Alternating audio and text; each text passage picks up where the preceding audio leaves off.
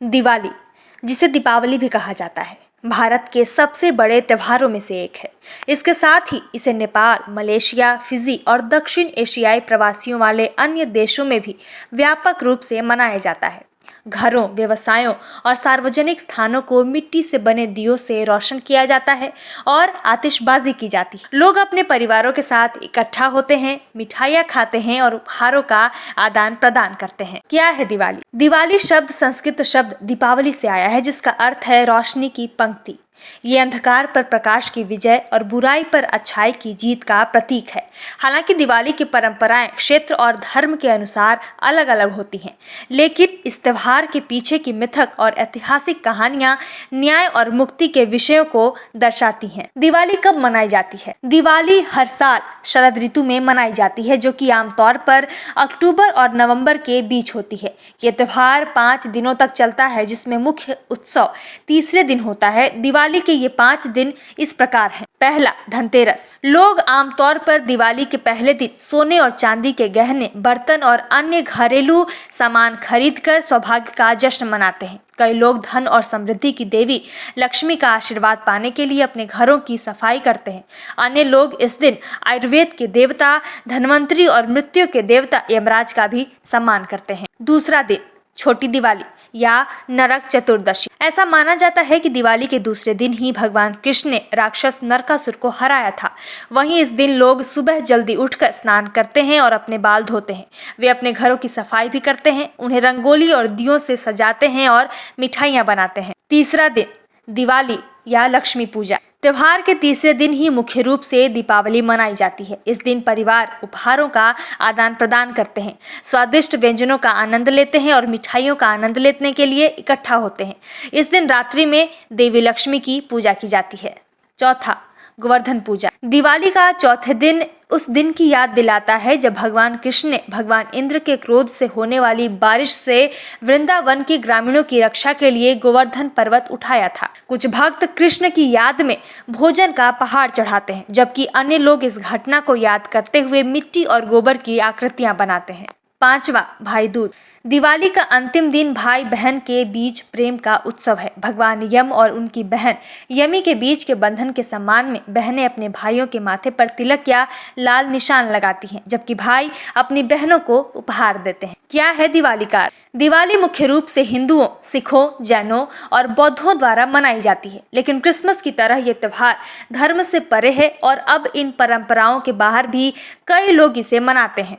दिवाली का अर्थ समुदाय और क्षेत्र के अनुसार अलग अलग होता है। दिवाली की कहानी हिंदू महाकाव्य रामायण से जुड़ी हुई है। धार्मिक मान्यता है कि भगवान राम 14 साल के वनवास के बाद लंका पर विजय प्राप्त करके अयोध्या लौटे थे। इस खुशी में अयोध्या वासियों ने दीपक जलाकर उनका स्वागत किया था। दीपावली एक तरह से विजय वापसी का भी प्रतीक है।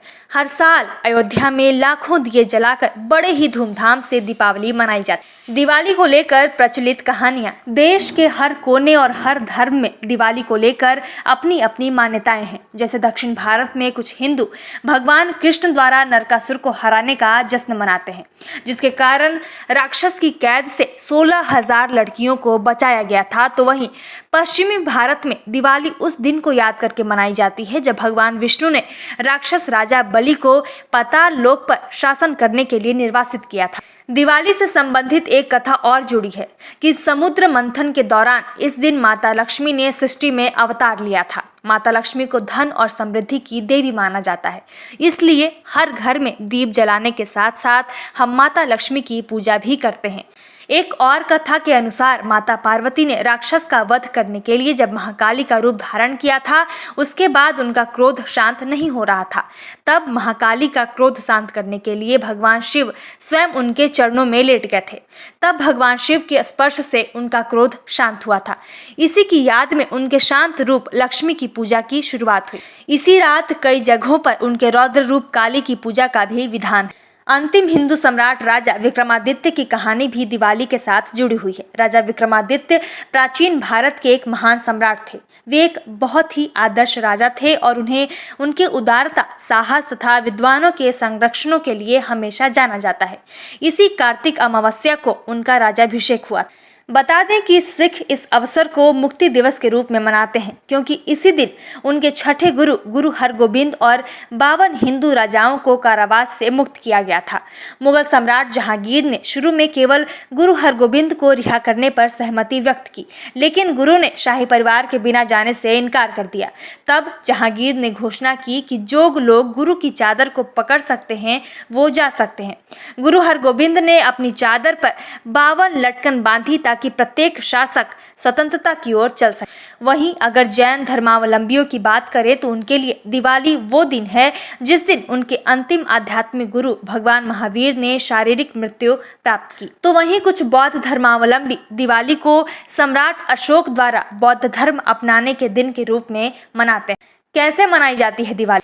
अपने घर को सजाने, माँ लक्ष्मी की पूजा करने, पटाखे फोड़ने, रंगोली बनाने और स्वादिष्ट भोजन का आनंद लेने की आम परंपराओं के अलावा लोग कई अन्य तरीकों से भी दिवाली मनाते हैं। भारत के कुछ हिस्सों में लोग तीन पत्ती, ब्लैक जैक और पोकर जैसे जुए के खेल खेलते हैं।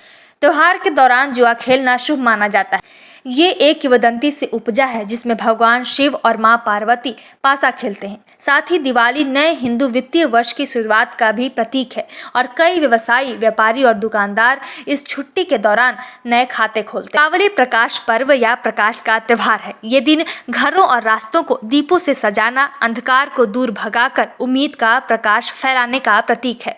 दिवाली के दिन हर शहर, गाँव, कस्बा हजारों दियों से जगमगाता है।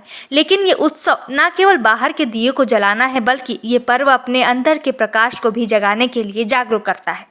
द संपादक एक्सप्रेस परिवार की ओर से इस प्रकाश पर्व की आप सभी को अनंत शुभकामनाएं। ब्यूरो रिपोर्ट, द संपादक एक्सप्रेस।